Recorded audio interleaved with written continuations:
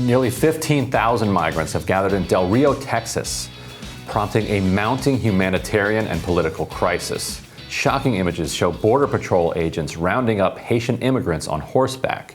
These pictures went viral, prompting the White House to do further damage control on the migrant crisis at the Texas-Mexico border.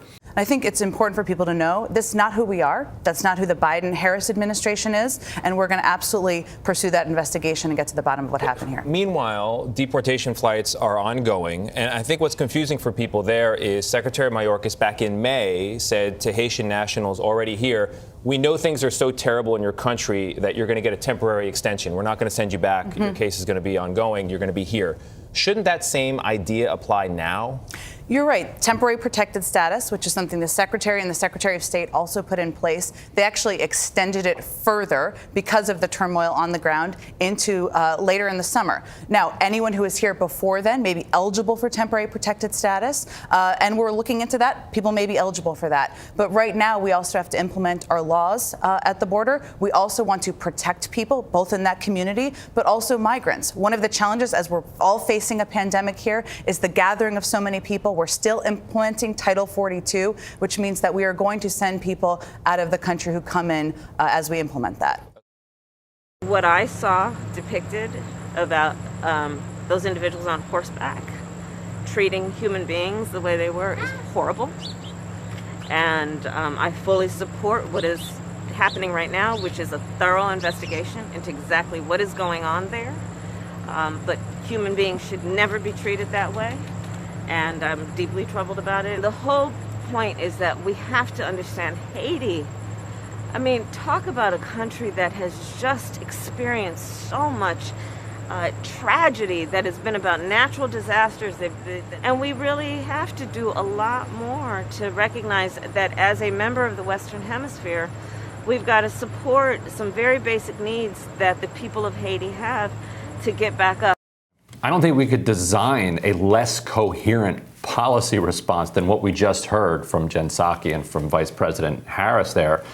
Here to discuss the crisis and the Biden administration's response is friend of the show, Briahna Joy Gray, host of the Bad Faith podcast and former national press secretary for the Sanders campaign. Welcome, Briahna. Thank you. So on the one hand, if you are a Haitian migrant who is already here in the country, you're going to be given temporary protected status because the country is too unstable to be sent back to. On the other hand, if you're in Del Rio, Texas, you're going to get put on a plane as rapidly as possible and sent back to that unstable situation. How do they come up with this incoherent strategy? Well, I think what's really telling in this moment is that a lot of what American voters, what Democrats were sold as a shift from the Donald Trump era, an era which was roundly painted as unconscionable, especially with respect to his immigration policy. You know, the dramatic shift that was anticipated is not quite as dramatic as people would like. Kamala Harris, who's been put in charge of border issues, put her foot into it earlier this year when she gave a speech in a visit to Central America where she said, do not come, right? In stark contrast to the kind of messaging she was putting out while she was still running for president and over the course of last summer when she was a vice presidential candidate and then nominee.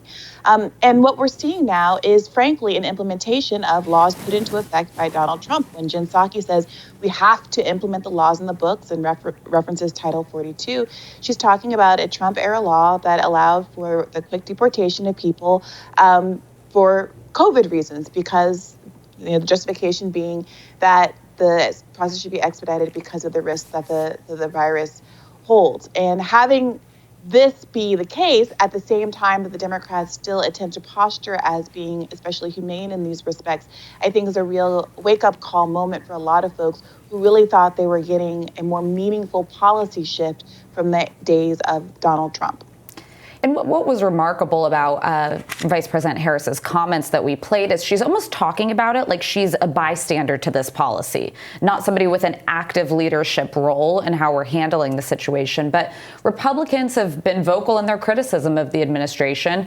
Here's Senator Josh Hawley grilling Homeland Security Secretary Alejandro Mayorkas. 200,000 border encounters over 2 straight months, a record in decades, for over decades. And you're telling me that this is success. Are you happy with what's happening at the border now? Is this success? Senator, as I said then and I say now, we have a plan. We're executing on our plan, and we will continue to do so. But you just testified that it's working. I'm just trying to understand. Is this success? Are you telling me that this is successful? Your plan is successful currently? Senator, we are not finished in the execution of our plan, and I never suggested otherwise. We continue to do the work that we are required to do to secure our border. That is an ongoing process, and indeed we are executing. Are you happy with your progress? Senator, we need to do better. Additionally, 26 governors have formally requested a meeting with the president over the border, saying, quote, "It is our duty as elected officials to act swiftly to protect our communities as it is yours." So, Briahna, I want to ask you, I'm a Republican. I generally believe in border security, but I also think immigration's become this third rail of politics where we're not finding any solutions. And looking at a country like Haiti that was rocked by both the assassination of the president, then they had an earthquake and just devastating humanitarian consequences. These are real people that are looking for help, and they're coming to the U.S. looking for opportunity. And we have them in these inhumane-looking encampments. And when I hear the Biden administration, who signaled they wanted open borders, they wanted people to come during the campaign, but then now they're rounding people up and deporting them. What is the left's policy on this? What would you advise the Biden White House to do with this crisis that they have brewing?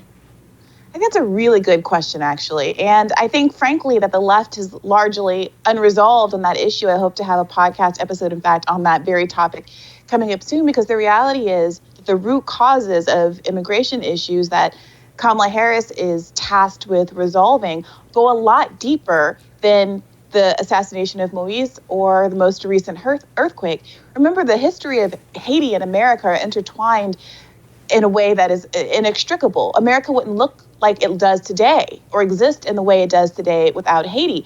The Haitian Revolution caused Napoleon to lose 1/4 of his troops, which directly led to the Louisiana Purchase. Literally half the country almost wouldn't even be a part of America, and who knows what the shape of it would look like if not for both the Haitian Revolution's drain of French resources and also the inspiration it set for oppressed people across the world to rise up against their colonizers. So when we're talking about debts owed and what our responsibilities are, and Kamala Harris talks about the tragedy in Haiti and evokes only the most recent crises of this past year, I think it belies a real lack of understanding of what it means to be a part of a global community and what our obligations are in a more far-reaching way. I think the number one immigration policy, the number one policy to implement if you want to both make sure that Americans at home are comfortable with immigration and also address people who don't want to leave their homeland, right? Nobody prefers to leave where they're from,